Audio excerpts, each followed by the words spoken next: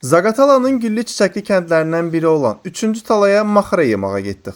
Özümə söz vermişdim ki, hara çağırsalar gedəcəm. Həyətdə alça yığanlara da Aysel səs atdı ki, Əhməd, sabah 3-cü talaya maxara ehsanına çağırılır. Gedək mi adaş? dedim gel arkadaş.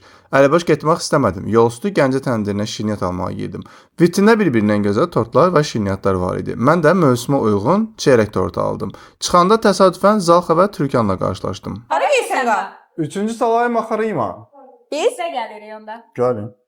Tamam. Şəhərə 20 kilometr uzaqlıqdakı səfalı kəndlərimizdən olan mənzərəsini, təbiətini, insanların səmimiyyətini və qonaqpərvərliyini çox bəyəndiyim 3-cü talada Finski binədə Sanubar xanım və qonşularının qonağı olduq. Süfrədə əsas yemək maxara idi. Samovar çayı verilirdi və mənim favori şirniyyatlarımdan olan halva da var idi. Bundan başqa özbək aşı və evdə bişirilən şirniyyatlar. Bütün yeməklər ləzzətli və çox dadlı bişirilmişdi. Böyüklər maxaradan, halvadan yeyir, Samovar çayından içir, söhbət edir, uşaqlar isə kənarda voleybol oynayırdılar. Biz də yeyib içib doyduqdan sonra qoşulduq uşaqlara voleybol oynadıq. Mən topu suya atanda Zalxa dedi ki, voleybol sənlik deyil, gedək bibimki yaxınlıqda qalır, orada at sürməyə. Gəldik gəlməsinə amma atı görənmədik. Dedilər ki, evdə yoxdur. Onun əvəzinə biz də həyəti gəzdik. Kənddə keçirdiyimiz uşaqlıq illərimizi yad etdik. Ağacdan alça dərdik, bir-birindən gözəl gülləri qoxladıq. Sonra yadımıza düşdü ki, şəhərə darıxdıca həyatımıza qayıtmalıyıq. Kənddə yaşayan xoşbəxt insanlarla sağollaşıb, hər nə qədər istəməsək də qayıtdıq evimizə. Dəstək olub takib etsəniz belə vloqlar daha çox çəkəcəm. Növbəti vloqumda görüşənədək. Arrivederci.